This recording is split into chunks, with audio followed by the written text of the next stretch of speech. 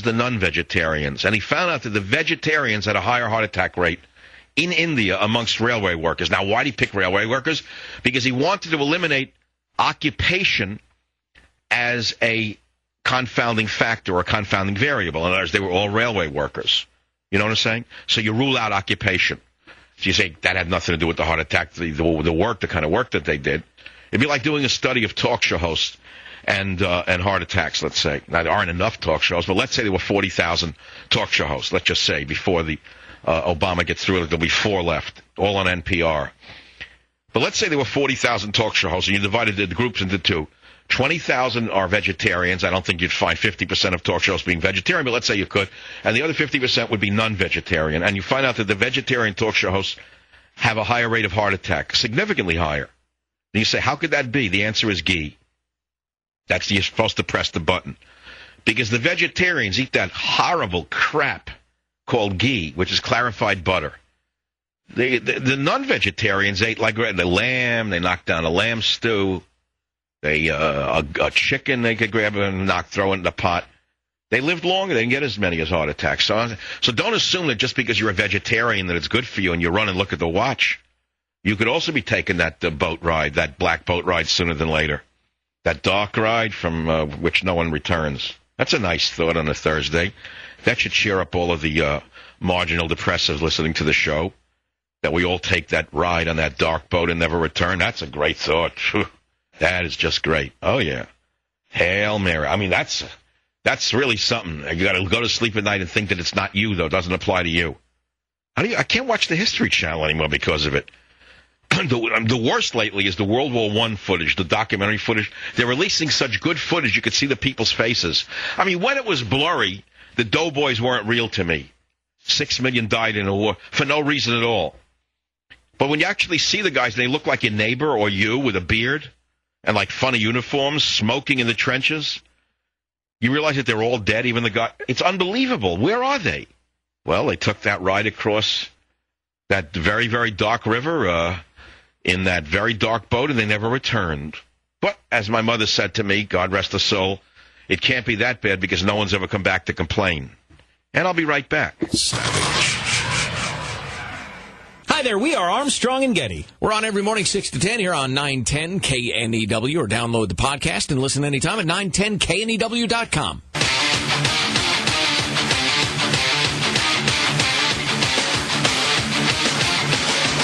It is the Savage Nation. If anyone has a pen and a pad, please go to Martha's Vineyard to write down the tail numbers of the airplanes flying in and out of Martha's Vineyard where the president is resting. And you will be able to piece together a story that Dominic Dunn would have loved. God rest his soul. I loved his shows. Never met the man, but I loved Dominic Dunn's Lifestyles of the Rich and Infamous, whatever he did. He had a certain flair and a style. I liked it. He actually got off on putting people down in a nice, you know what I mean? Kind of a nice old way. He did a good job of it. Anthony in Chicago, welcome to the Savage Nation. As a 9-year dedicated listener to your show, I was personally offended by Glenn, Bill, and Rush having the nerve to not mention your name in the same sentence as a fairness doctrine. And the reason why I was offended is because they are ignoring not only 10 million loyal listeners, but 10 million potential voters. I wasn't offended by Glenn Beck putting on, he put an onion in his handkerchief yesterday, and Rush did too, about the First Amendment. I thought it was, the pregnant emptiness is what struck me, is that here they are talking about the First Amendment being threatened, free speech being threatened. They don't talk about Michael Savage being banned in Britain. I mean, come on, my listeners must have heard that, right? I think they all did. And I'll tell you what, the more I watch Fox News, the more I start to see they look more like a SNL comedy skit. It's becoming ridiculous. Well, they do a good job. You know, you can't wipe off the whole network because of a few problems. We all have them. But by and large, they present a good side of it. But they banned me because of the Leprechaun, pretty much. No, that's true. The Leprechaun put down the iron shillelagh and told them that they can never mention Michael Savage because he's threatened by me. That's what I heard is going on. So I don't blame everybody on the network. They're afraid of the Leprechaun. Well, Dr. The Leprechaun scares them. That's all green. You know, he's a green talk show host. You know, anyone who's green is to be feared. Like, for example, I collect certain little things, silly things. So I have, what do you call these? Like knights from Schleich. Schleich models, and they make like models of medieval knights with swords and shields. I thought they made a medal. I went and bought a few about 2 months ago. I took it home and touched it. It's made of like neoprene. Then you look at Schleich, GmbH made it. It says Germany. Then it's made in China. There's only, what do you expect for $5.99 from a hobby shop? They're so incredibly authentic. But these neoprene knights remind me of the corporate talk show hosts on radio who talk about the First Amendment as though they really mean it, or talk about freedom of speech as though they really mean it. They're actually made of neoprene.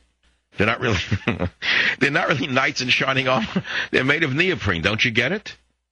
That's all. The king has no clothes. In other words, yeah, well, liberals, this, or the king has no clothes. How could you talk about freedom of speech being threatened and cry on the radio, on television, and bring in the golfer and cry on them about Obama threatening you, and not talk about a conservative who's actually been banned in Britain? How's it possible? So I'm not going to talk about it right now. You've heard the story already. I want to hear the Dortch piece again. Let me hear the Dortch. Senator Kennedy passed the torch. Oh, he passed the torch again. Senator Kennedy passed the torch to Obama, she said. And she's really worked up over health care now because, well, after all, she doesn't need it. She married into plenty of money and doesn't really have to work. And she has a sort of an organ of the radical left now that they all read or something. And she has plenty of dough. Why is she so concerned about health care? Oh, I guess it's the right thing to do if you're into Dorches. Texas, Dennis, welcome to the Savage Nation. Welcome, Dennis. Out loud today. That's a great show. You enjoyed yourself so far? No, I'm having a good time. I had a good rest yesterday. I loved watching Glenn Beck with the onion in his handkerchief, crying over free speech without mentioning Michael Savage. It was great. So what are you calling about, Dennis? To that show. I'm positive a Dortch is a bottle of scotch. Ah, so when she says he passed the Dortch, Senator Kennedy passed the Dortch, it's a code word amongst the Ubermensch for scotch?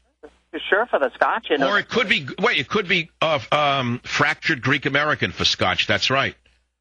It could be fractured Greek American for scotch. The word Dortch. I didn't realize. It's similar in a way. The last few letters match. Maybe it's a way of saying it in the mountains of Athens, above Athens.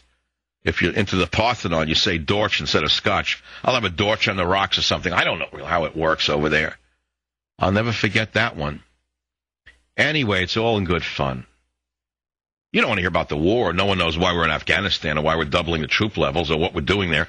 I've asked it a few times, but I guess since the show is not heard by anybody, no one cares. And what else? U.S. moves toward formal cutoff of aid to Honduras.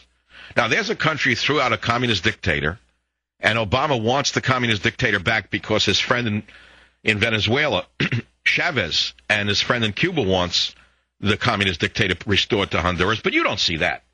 No, you're concerned with health care. The important thing is to not see what's really going on. That your government is an open friend of a communist dictatorship in Honduras and punishing a free democracy. And that's because the lady who says Dortch instead of scotch or the hammer or sickle is now on the side of the Dortch bearers. But then again, if you look back to old Greece and the history of the family, you know that the Kennedy legacy goes back to lakes and certain products that were moved across lakes during Prohibition. Yet there is still talk about certain occurrences in the old days of World War II in Greece. And I heard these things, and I didn't believe them. But as the wheel turns and time moves forward, one comes to see that there may be a connection between the two. That is between what went on amongst the partisans of Greece and some who came here and married into money in order to be able to pass the Dortch. Savage. Michael Savage. Afternoons 3 to 7 on Talk 910 KNEW and online at 910KNEW.com.